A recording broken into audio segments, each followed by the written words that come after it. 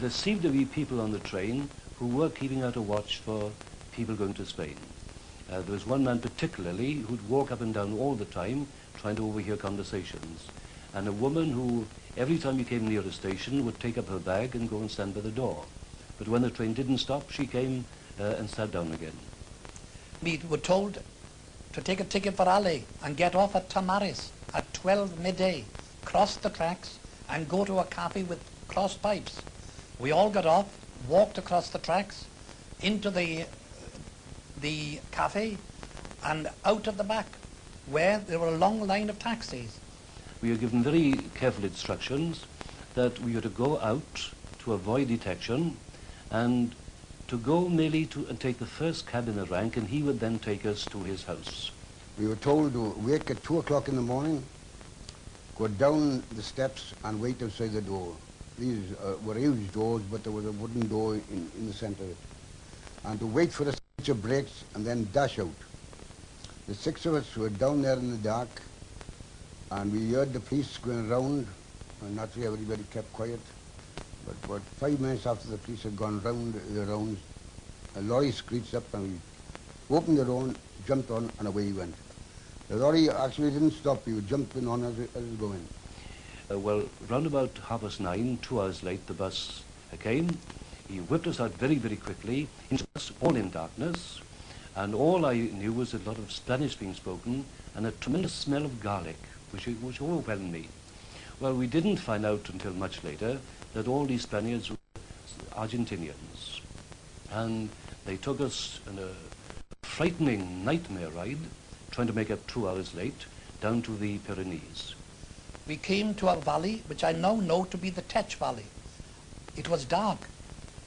Outside a town which I think is Ambilier, we went into a vast barn where we supped, served by French girls and superintended by what I think was the local French Communist Party. There we were given haversacks and rope sandals and a packed lunch. We got in the buses again. He goes swooping down one hill and up another hill. Then he'd crawl over the top, and sometimes he'd halt, and then he'd see a flash or flare in the mountain, and he'd proceed on down the other side. Occasionally, very often near a village in the mountains, maybe 2 flares would come. He'd immediately brake to a stop, turn around and go another route. Presumably along the whole of the frontier line, there were these members of the organization sending us to Spain who were keeping a lookout, watching presumably for the functionaries of the non-intervention committee.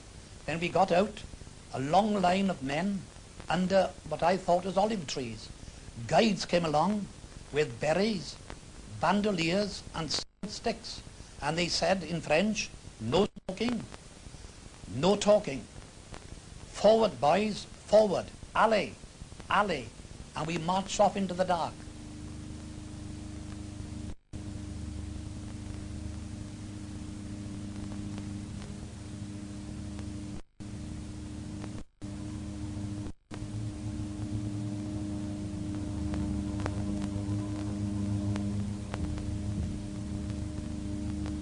This guide stopped us all. I would imagine we'd be about 90 or more in number at this time. And the guide said that anybody would feel they just couldn't do the whole climb, better turn back then, because you weren't going to stop for anybody from there on.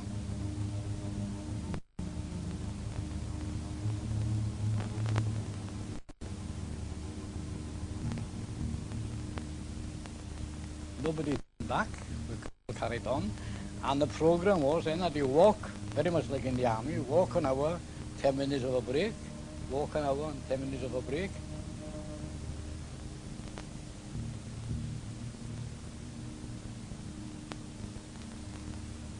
The guides then, they gave us the advice, quiet, be quiet. We went down the road now, climbed up the embankment onto the railway, crossed the railway bridge, over the river, a railway bridge over the river. When we crossed in this bridge, Jim Brewer had a razor in his pocket, and I'll never forget it. The razor fell out onto the iron bridge, and we all froze. It was like a mammoth explosion in the dead of the night, and everybody walking quiet on tiptoes. Anyway, we got over the bridge, we went through an orchard, and the dog barked at us, but kept very quiet. And then we eventually got onto the mountains. We travelled past farmyards, you know, it was in the night now, and you heard dogs barking from the farm. Travelled up till dawn. At dawn, he said, you'll have to rest now. And when we come in this place in dawn, there was 3 cherry trees, loaded with cherries.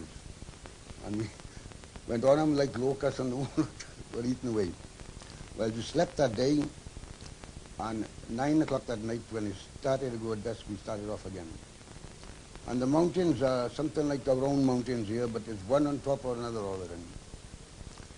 So we travelled, and it was dawn the next day when a little milestone like that with France this side and España the other side, that was the frontier. The first sight of Spanish territory was to see this sentry out of this little shack that he had on top of the mountain there. A blue blouse, bandolier across his shoulder, rifle on his shoulder, a couple of pistols around his waist, a big Alsatian dog at his heel, and he felt that nobody would dare attack this man because he had all the armory that anybody wanted to defend himself. He was dressed up something like Panko Villa. He had armaments all around him, only short little fella. And then he took us out onto the path, and he got on a huge rock, and he started to this semaphore business. And I suppose he was telling the people down there how many we were, so that they could bring the camions up. But when we got down there were 3 camions for us, so I suppose he gave a fairly correct number. And then we went on to this castle, San Ferdinand, some named some Spanish king anyway. In a very short time, somebody brings out coffee, a slice of bread, and a sardine. And whatever you may think of it, see, this was the finest meal I think I've ever had in my life. A slice of bread, 1 sardine, and a cup of coffee. It was wonderful.